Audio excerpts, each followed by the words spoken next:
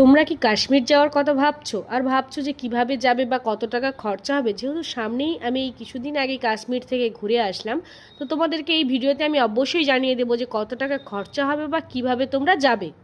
Hello everyone, তো আজকে আমি চলে আসলাম তোমাদের কাছে কাশ্মীরের ট্রাভেলিং ভিডিও নিয়ে। তো 27শে মার্চ আমাদের ট্রেন ছিল সকাল 11টায় খড়গপুর থেকে। দেখো ব্যাগপত্র নিয়ে একদম কিন্তু স্টেশনে হাজির হয়ে গিয়েছি। তো এবার আমরা ট্রেনে উঠবো। সারা রাত ট্রেন জার্নি করার পর সকাল 8টার সময় আমরা নেমে গেলাম আনন্দ বিহার স্টেশনে। যেহেতু 28 তারিখ রাতে আমাদের আবার ট্রেন ছিল জম্মু যাওয়ার, তো ওখানে ফ্রেশ হওয়ার পর সারা দিনটাই আমরা পেয়ে গেছিলাম দিল্লি ঘোরার জন্য। তো দিল্লিতে কোথায় কি ঘুরলাম সেটার ভিডিও আমি অবশ্যই তোমাদের সাথে পরে শেয়ার করব।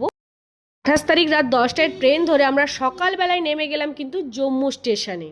যেহেতু ট্রাভেল এজেন্সির থ্রু আমরা গিয়েছিলাম, তো ওখান থেকে আমাদেরকে পিক আপ করতে এসেছিল পারভিনদা। তো জম্মু স্টেশন থেকে আমরা পারভিনদার সাথে চলে গেলাম সোজা শ্রীনগর। তো শ্রীনগরেই আমাদের রুম নেওয়া ছিল, তো ওখানেই স্টে করে আমরা বিভিন্ন স্পট ঘুরেছি। ফার্স্ট আমরা গিয়েছিলাম সোনমার্গ ফার্স্ট ডেতে, সেকেন্ড ডেতে আমরা গিয়েছি গুলমার্গ, আর থার্ড ডেতে আমরা শ্রীনগরই পুরোটা ঘোরার পর তার সাথে টিউলিপ গার্ডেন ঘুরে তারপর আমরা গিয়েছিলাম পেহেলগাঁও। তো শ্রীনগর যেতে যেতেই প্রায় আমাদের সন্ধে হয়ে গেছিলো। নেক্সট ভিডিওতে তোমাদের অবশ্যই দেখাবো আমরা শ্রীনগরে কোন রুমে ছিলাম। তো এই ভিডিওটা তোমাদের যদি ভালো লেগে থাকে অবশ্যই জানিও কমেন্টে।